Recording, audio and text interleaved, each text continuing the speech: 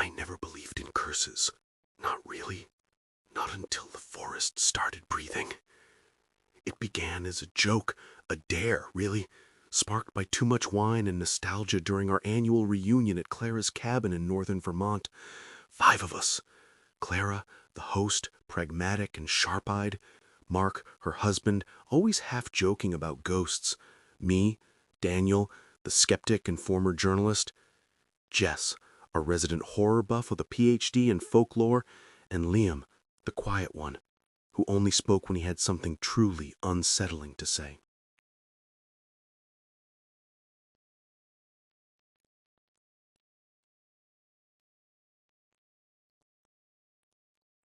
We'd known each other since college, bound by late-night philosophy debates, cheap whiskey, and surviving post-grad despair. Now, 10 years on, life had scattered us across the country, but every fall we returned to this old, weathered cabin nestled between pines and forgotten trails. It was tradition, a ritual. This year, Clara had unearthed a bundle of yellowed letters from the attic, dated 1893, detailing the disappearance of a family deep in the Blackthorn Ridge woods. According to the letters, the family had gone to gather herbs near a place locals called the Hollows, a sunken valley rumored to be cursed. They never returned. Search parties found nothing, not a footprint, not a scrap of cloth. Just silence.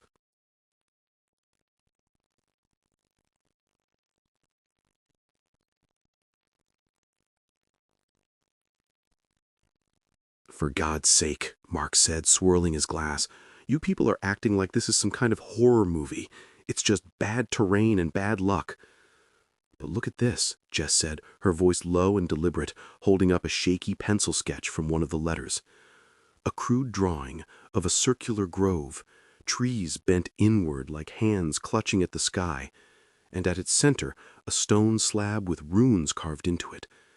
This matches descriptions of the devouring circle, a summoning site from old New England folk beliefs, places where the land remembers.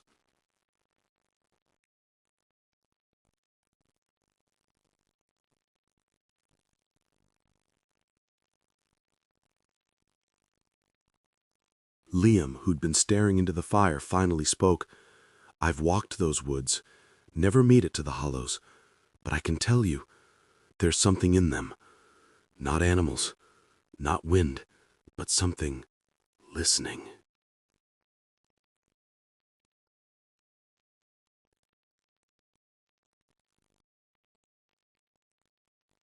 We laughed then, nervously. Mark called it tree-induced psychosis. I called it Jess's bedtime stories. But then Clara leaned forward, firelight catching the glint in her eye. "What if we go? Just to see?"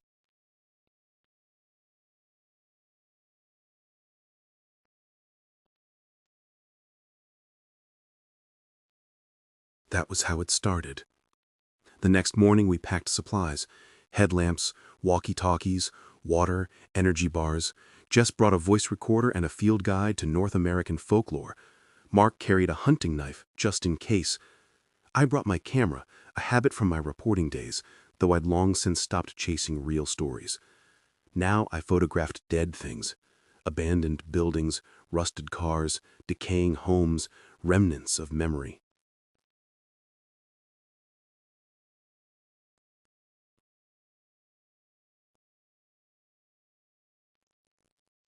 We drove to the starting point, a collapsed stone marker carved with the words, "Blackthorn Ridge, keep out."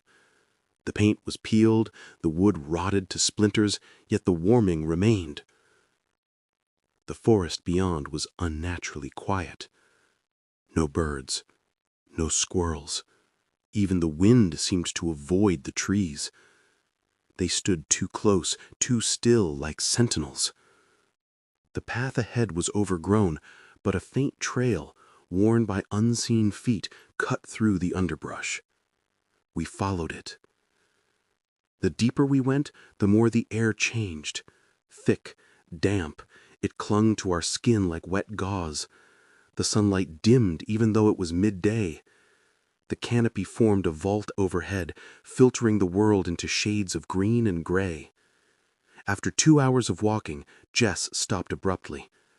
"Do you hear that?" she whispered. We froze. At first, nothing. Then, a sound. Faint, rhythmic, like breathing. Not ours. Deeper, slower, coming from beneath the earth. "It's the wind in the rocks," Mark said, but his voice wavered. "Right?" We kept walking. An hour later, Liam pointed to the ground. "Look." Mushrooms. Not ordinary ones, black, bulbous, sprouting in tight clusters. They pulsed faintly like veins beneath the surface. Jess knelt, examining them. "I've read about these. They're called mortem fungus in old texts. Supposedly grow only where blood has been spilled, and only near threshold spaces, places between worlds." "You're kidding," Clara said, her tone tight. Jess didn't answer. She just stood, brushed the dirt from her knees, and kept walking. Then, the trees began to change. Their bark turned black, cracked with fissures that seeped a dark sap. The roots coiled above the ground like serpents, some wrapped around stones, others around bones. Human bones. I snapped a photo. The flash flared, and for a split second I thought I saw something move behind us. A figure? A shadow? It was gone before I could turn. "Did anyone else?" I began. "No," Liam cut in. "Don't say it." We pressed on. The breathing sound grew louder. It wasn't underground. It came from the trees themselves, the bark expanding and contracting like lungs. And the air tasted metallic, like blood on the tongue. Finally, we reached it. The Hollows. It was exactly as in the sketch, a depression in the earth, ringed by 12 gigante trees, gnarled, their trunks twisted inward as if pulled by a central force. At the center stood a slab of obsidian, smooth and cold, engraved with symbols I couldn't read but instinctively feared. The runes shimmered faintly as though wet or bleeding. Jess approached slowly. This is real," she breathed, unzipping her bag. "This is a devouring altar, used in old rituals to invite things in.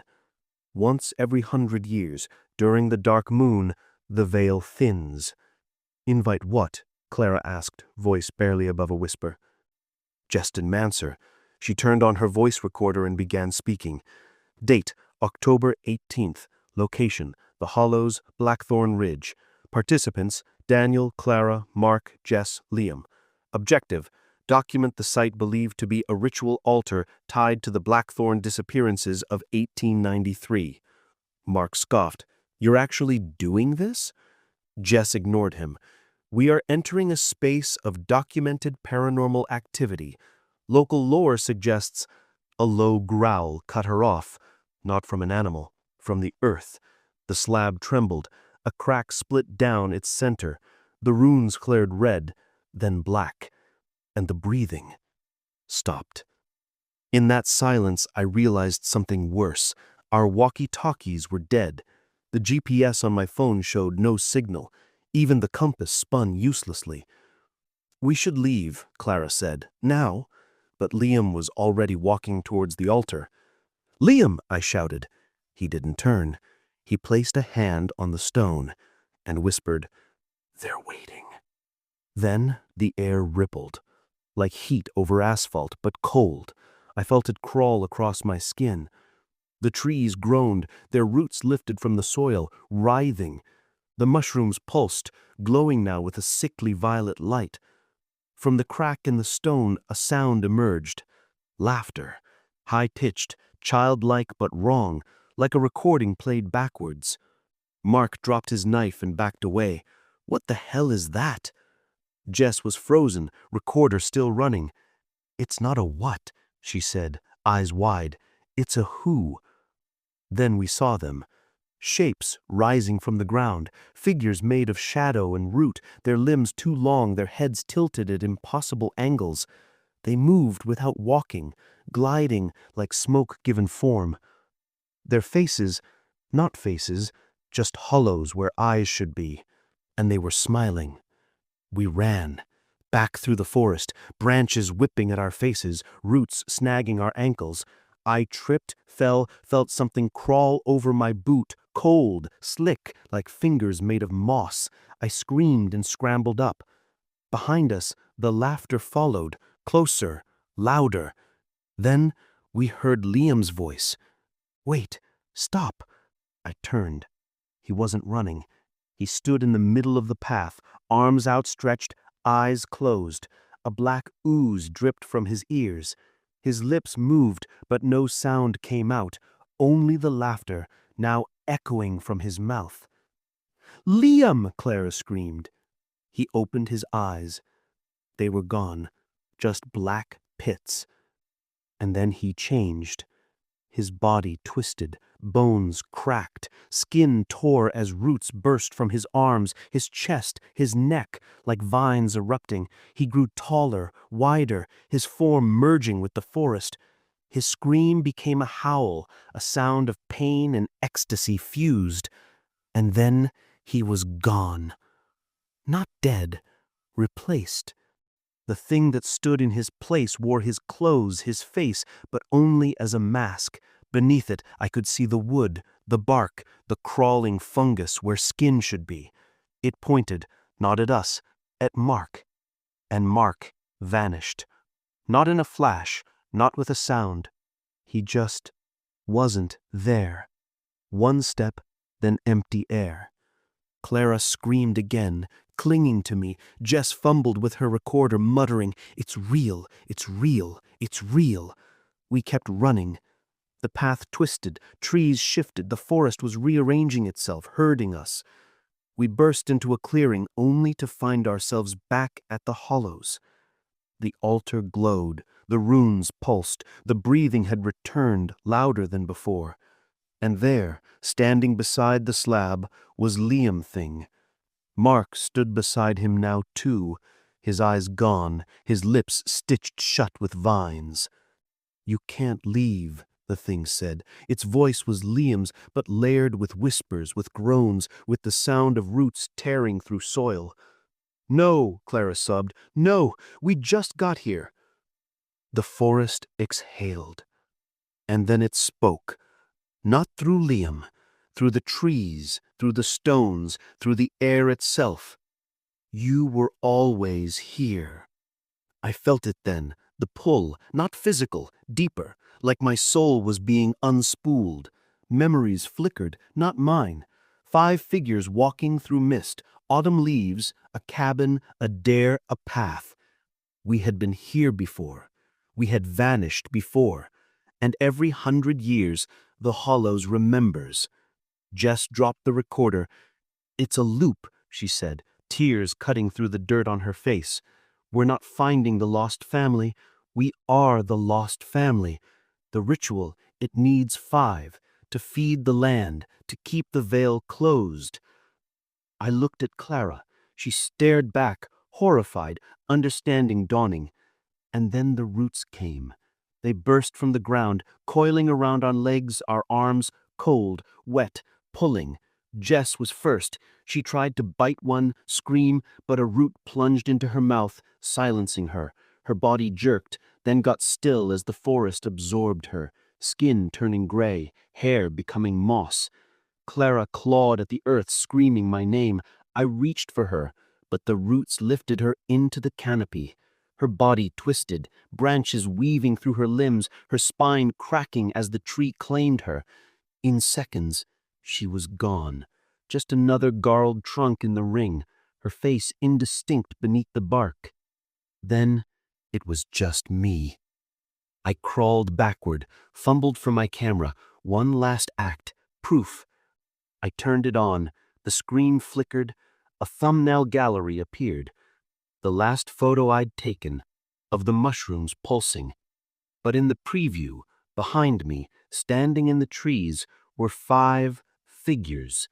Me, Clara, Mark, Jess, Liam. All of us, pale, hollow-eyed, smiling. And the date stamp? October 18th, 1893. The roots wrapped around my throat. I dropped the camera, and the forest breathed. I wake to pine needles under my palms. The sun is low. Autumn light paints the forest gold. Clara calls from the cabin porch. "Daniel, you're late. The others are already here." I stand. My body feels stiff, old. I don't remember driving here. But the cabin is familiar. The woods, the bottle of wine on the table. Mark laughs, Jess debates folklore, Liam stares into the fire. And on the table, Clara places a bundle of yellowed letters. She says, "Look what I found. About a family that disappeared in these woods in 1893. I smile, nod. My camera sits on the windowsill. It's already recording. I never should have opened that map.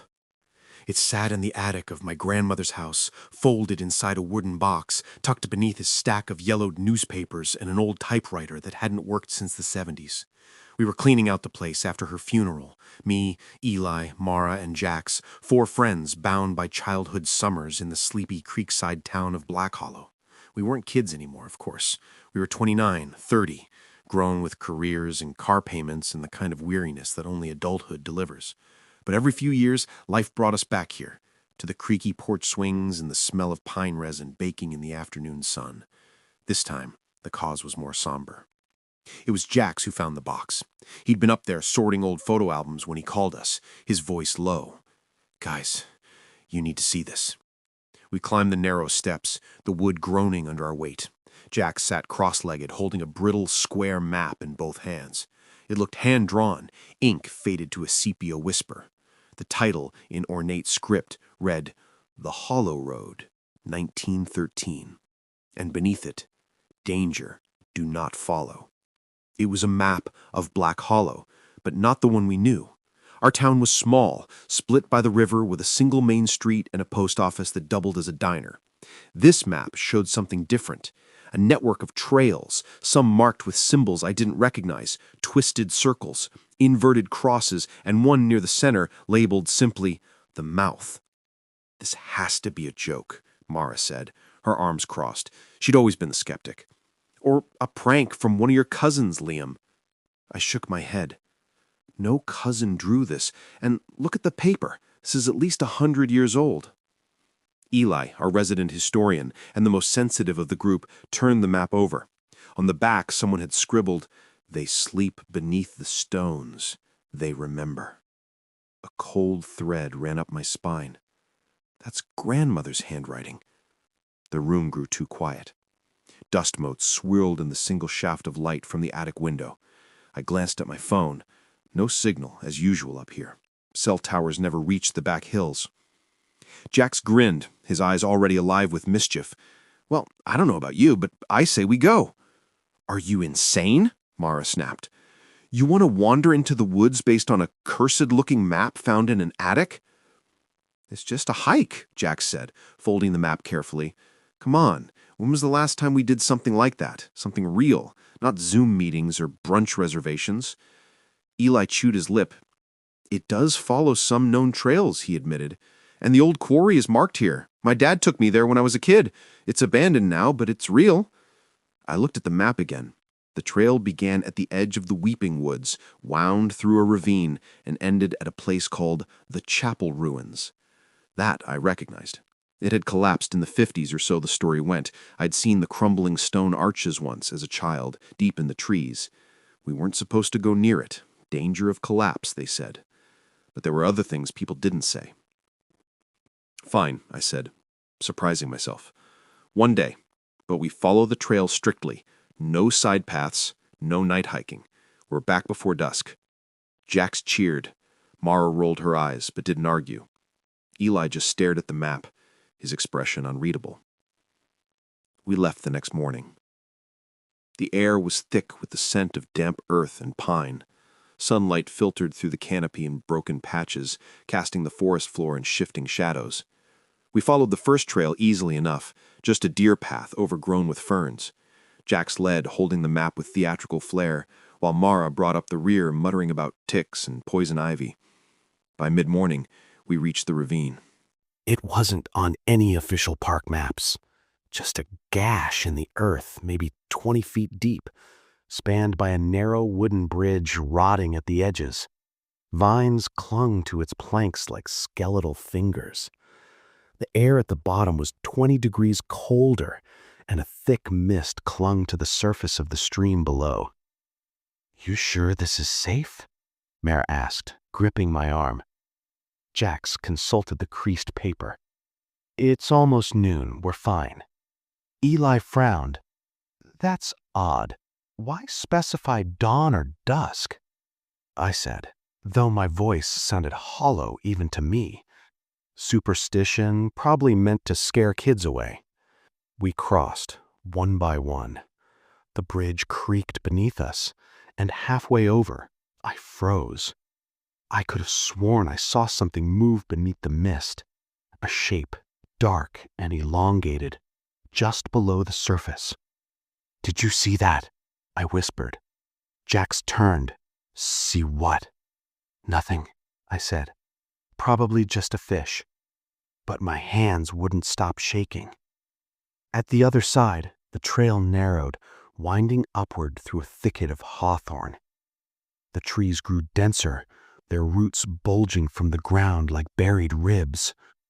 And then we saw the first marker. A stone, flat and black, set into the earth.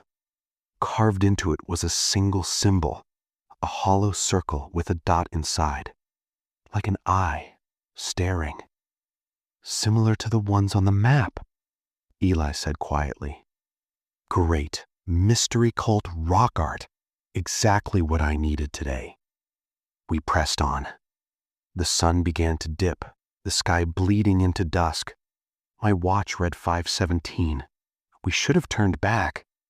But then we heard the music. Faint at first, like wind through reeds, a melody played on something reedy and old, a flute maybe, or a pipe. It came from Head, drifting through the trees. "No way," Jack said. "Someone's out here?" Eli shook his head. "No one's supposed to be in this part of the woods. The land's private, belongs to the Holloway estate." "Then who?" Mara began. The music stopped. Silence fell like a weight.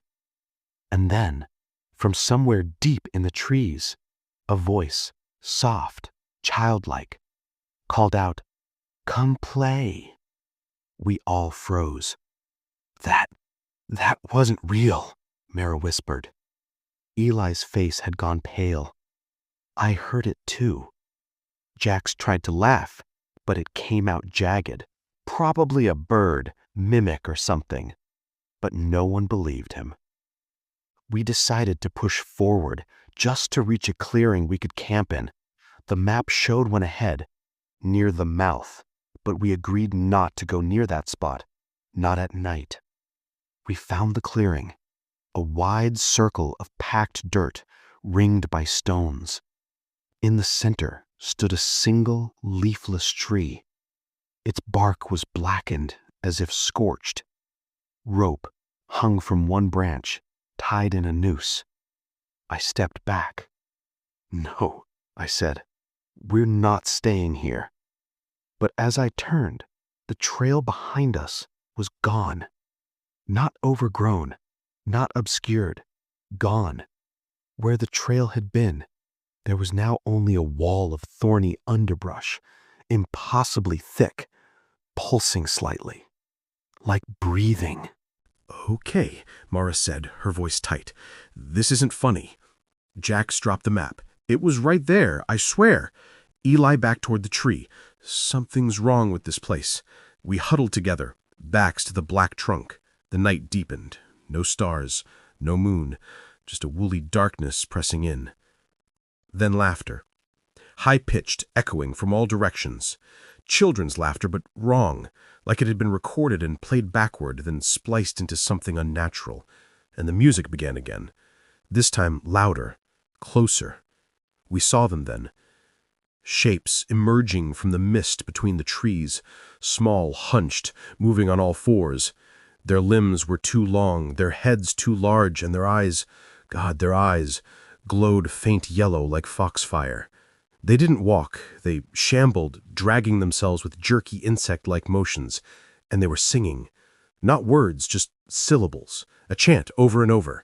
Mama's home, Mama's home, Mama's home. Mara screamed. We ran.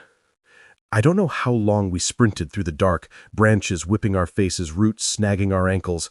I only remember the cold, the breath burning in my lungs, and the sound of those things behind us, clicking, singing, pleading. We stumbled into another clearing. This one was different.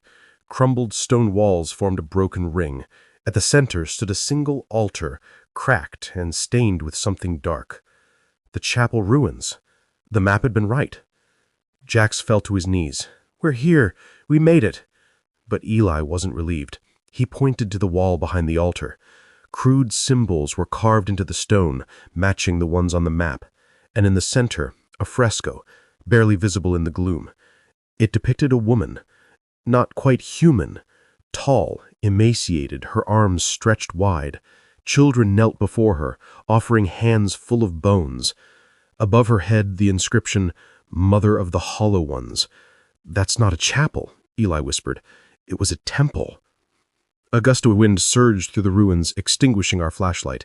In the sudden dark, a new sound emerged, a low, wet breathing like lungs full of water. And then the voice again, this time from behind the altar. My children have returned. I turned my light back on. She stood there. Tall, too tall, 7 feet, maybe more. Her limbs were draped in ragged cloth, her face obscured by a veil of black threads, but beneath it I saw eyes, empty sockets yet somehow watching, and her mouth, it wasn't a mouth, it was a stitching, crisscrossed with sinew or wire pulled tight. She raised a hand, long fingers ending in nails blackened like iron. You've walked the hollow road. You've awakened the keepers. Mara dropped to her knees, sobbing. Jax backed into the wall. Eli stood frozen, his lips moving in silent prayer. I stepped forward. We didn't mean to. We found the map. The map chooses. Only the lost may follow. Only the hungry may see. The hungry? I choked. You came because something is missing. I taste it in your breath. Loneliness, regret, the ache of growing old and forgetting who you were. I wanted to deny it, but she was right. We'd all been chasing something, some ghost of youth, of connection, of meaning. This trip wasn't just about cleaning out a house. It was about escaping our lives, about finding something real. And now we had. She reached into the folds of her robe and pulled out a small wooden flute, the source of the music. She raised it to her stitched mouth and blew. The sound was piercing, unnatural. It vibrated in my teeth, my bones. And the children returned. They poured into the clearing, crawling, hopping, dragging broken limbs. Some had too many fingers, others had faces half-formed like wax dolls left too near a flame. They surrounded us, chanting, "Stay, stay, stay." Jax broke first. He lunged at the woman, Mother, shoving her with both hands. She didn't fall. She unraveled. Her body split open like a rotten fruit, spilling not blood, but thousands of beetles, black and glistening, swarming across the ground. Jax screamed as they climbed his legs, his arms, his face, pouring into his mouth, his nose. He dropped, convulsing, his body twitching as the swarm consumed him from the inside. Mara turned to run, but the children grabbed her, small hands with sharp nails. They pulled her down, their chanting rising in pitch. "Stay, stay, stay." They buried her beneath themselves, a living mound writhing in the dirt. I backed toward Eli, but he wasn't there. He stood before the altar, arms outstretched, tears streaming down his face. I'd been waiting. All my life I've dreamed of this place. I know you. I've always known you. And then he stepped into the darkness behind the altar and was gone. It was just me. The beetles had stopped moving. Jax's body lay still, hollowed, eyes wide and black.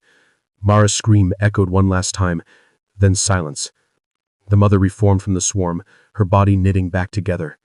Her voice came like wind through a graveyard. "You may leave, Liam. The road behind you is open. Go.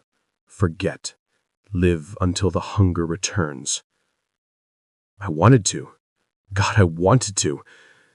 But as I turned, I realized I didn't remember the way out. And when I looked down, I saw my hands. My fingers were longer, my nails darker. And beneath my skin, something crawled. I tried to scream, but my voice came out as a whisper, a child's whisper. Mama's home. I woke in my bed in the city 3 weeks later. The doctor said I'd been found on a hiking trail near Black Hollow, disoriented, covered in dirt and scratches. My friends? Missing. Presumed lost to the woods. Search parties found nothing. No bodies. No clues. I moved back to the apartment, back to the spreadsheets and coffee-stained keyboards. No one mentioned the map. No one remembered the attic. But sometimes at night, I hear the flute, and I feel the crawling beneath my skin. Yesterday, I found a small black beetle on my pillow. I crushed it. But this morning 3 more were on my desk, and on the wall above it, someone had drawn a symbol in smudged ink, a hollow circle with a dot. They know I'm not gone, and the hunger is growing. The road is calling again, and this time I think I'll answer. This time I'll bring others, because the mother needs her children, and we are so hungry.